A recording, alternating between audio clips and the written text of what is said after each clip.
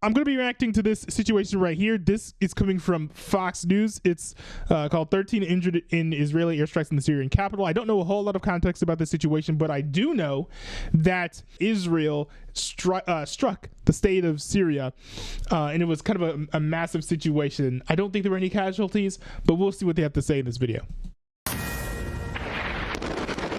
شباب في عندنا قصف شباب قصف يا شباب خذونا على الهواء شباب قصف بسرعة.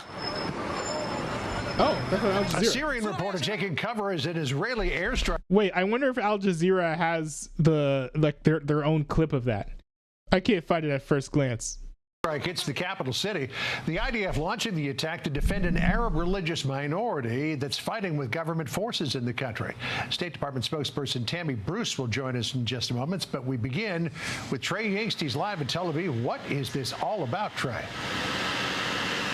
Yeah, John, good afternoon. Today, Israel launched a series of airstrikes targeting locations in the Syrian capital of Damascus. Explosions could be seen at a military headquarters and the presidential palace. The bombing came in response to violence that's erupting in Syria's southern province of Swaida. Videos circulated this week of the Druze minorities being attacked by gunmen who forced some to shave their mustaches and executed others. There's no evidence. But does that happen in Israel, though? I don't think it's Israel's responsibility to be bombing other countries on the behalf of Jews that live in that state, right? Let's say, for example, that North Korea has like a bunch of black people in there that they're just massacring. Like that doesn't mean that, countries in Africa should, engage with North Korea in war. And now maybe I'm missing some context here. Maybe this violence is sort of happening across or near the border of Israel, and they're worried about things spilling over. But yeah, it just doesn't seem like a proportionate response to me. Evidence at this point those gunmen were sent by the Syrian government or part of the current ruling power. Sectarian violence swelled here days ago between Sunni Bedouin tribes who are backed by the Syrian government and Druze factions. These clashes including kidnappings and street fighting. More than 250 people have been killed so far, according to reports. Now, in response to the graphic and unsettling images that circulated this week, hundreds of Israeli Druze crossed over the border into southern Syria today to help their communities in Swaida. Israel's prime minister spoke directly to this population earlier today, saying this. And now I have one request from you. You are citizens of Israel. Do not cross the border. You are endangering your lives. You could be killed, you could be kidnapped, and you are harming the IDF's efforts. Interesting. Therefore, I ask you, return to your homes. Let the IDF act. Now, if this is happening right on the border, and also if Jews are breaking into Syrian territory, then I can understand more why the IDF would get involved, right? Because if you've got, people from Israelis going into Syria, now, one could argue that a state has the obligation to protect and defend their citizens. Now, the scope of that certainly can be in question. I think, for example, if you've got an American who just wanders into North Korea, well, too bad. That's the decision you chose to make. I don't think that America should be bailing out every single American for doing dumb things overseas. Similarly, I don't think that Israel has a responsibility to sort of bail out or defend Jews who go into Syria and then get kidnapped, attacked, or whatever. But at the same time, I completely understand and sympathize with the argument that says, hey, we have people in this area who are in danger. They're literally our citizens. We need to take action to defend them. That makes perfect sense to me.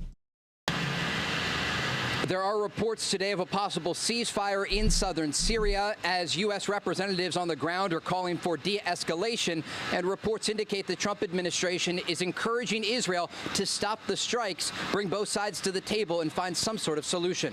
John? It seems no such thing as a normal day in the Middle East. Trey Yingst for us. Trey, thank you. Sure. All right, let's bring in State Department spokesperson Tammy Bruce. Tammy, welcome to you, and thank you for being here. We'll get as many updates from you as we can on Israel's efforts in the Middle East. Is Syria a new front for Israel in the Middle East? Well, I don't think so. We heard from both the president, as you know, and Secretary Rubio. Secretary Rubio made it clear that these are historic, long-time rivalries. He also noted that it was an unfortunate situation that led to a misunderstanding. He is very optimistic about the changes. He says we're on our way to a real de-escalation. That, of course, has been the focus. It seems to be also successful, that we're working on it. It's moving in that direction. He said, in fact, in the next few hours, we hope to see some real progress in changing the nature of what it is you've been seeing. Also, it has been noted that we are calling on the Syrian government to withdraw their military in order to allow all sides to be able to de-escalate. So this is the conversation. We've been very active, and the Secretary and the President, of course, have been very blunt about what they expect, and they're also very optimistic about this changing. Okay, Tammy, you mentioned Marco Rubio and his words in the Oval Office. This was just moments ago on all of this. Listen.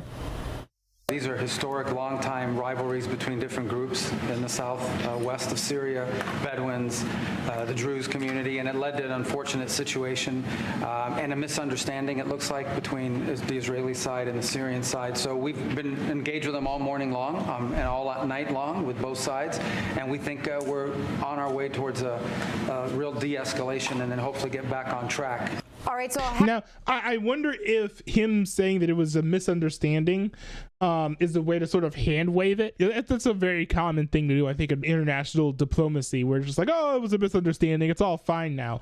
I wonder if it's a way to sort of hand wave it and be like, yeah, don't worry about this, guys. This is no big deal.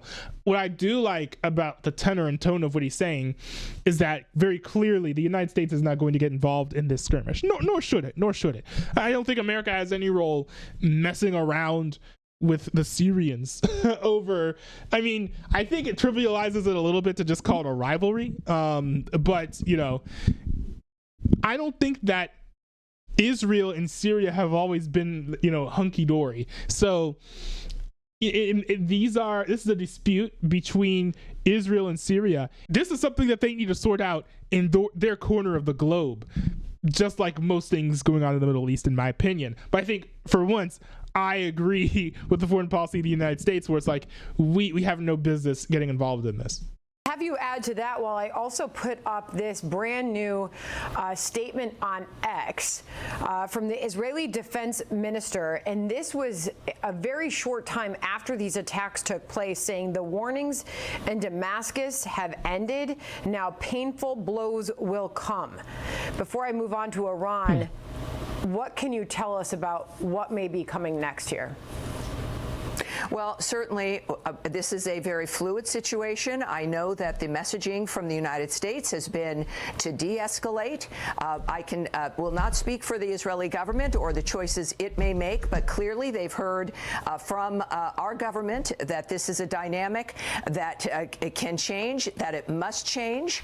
And we know, of course, of our relationship with Israel, the importance of those conversations. I can't characterize specifically what may be said or is not said, but the bottom line is that we have been engaged. You've seen from the top of our government in making sure that this ends, that the secretary used the word misunderstanding, and I think that, of course, we all are looking for a dynamic where Syria can become more stable. That's what we've been working on, and that's what we expect, of course. You have to remember, in case you guys don't recall, in Syria there was a literal coup by a leader of a terrorist group called HTS that went and took over Syria, and then he promised that Syria was going to become this democratic utopia.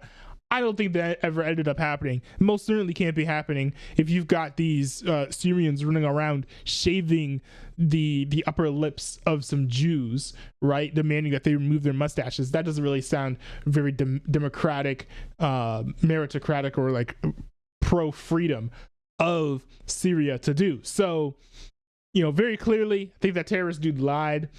And, we've been hoping, in general, the international community has been hoping that after the coup had occurred, and then after sort of, a new hierarchy has been established in Syria, that things would sort of pipe down. That has not been the case, which is quite unfortunate. continue with. Got it. I want to get your update on Iran, as President Trump just said this in the Oval Office on that. Listen. They want to negotiate badly. We're in no rush because, we said we could have made a deal. They should have made a deal. And then we bombed the hell out of their various places. We're in no rush, but if they want to negotiate, we're here. This as the supreme leader, Tammy, is saying that Iran is ready to respond to any new attack. What's the update there? This is so dead. Okay. Iran, America, like we struck like an Iranian base, and we also blew up like a whole bunch of nuclear infrastructure, I think is the right way to put it. I don't know if we actually destroyed any actual nukes, but we destroyed nuclear infrastructure. And Iran's response was to just like blow up a couple of miles of American runway with no civilian or military casualties, and then call it a day. The rhetoric like this is literally just posturing for their own citizens to make them seem like they're strong when really they're not. Look, believe me, Iran is not going to do anything else after those strikes in regards to their nuclear weapons program. They're not going to do anything at all. But this is just making it seem like, oh, we're ready. Well, it's not even their time to react. They did the last attack. So if anyone was going to do an attack, it'd be America. Why would Iran bomb America out of the blue? Because Iran's already done their retaliation, which was basically nothing.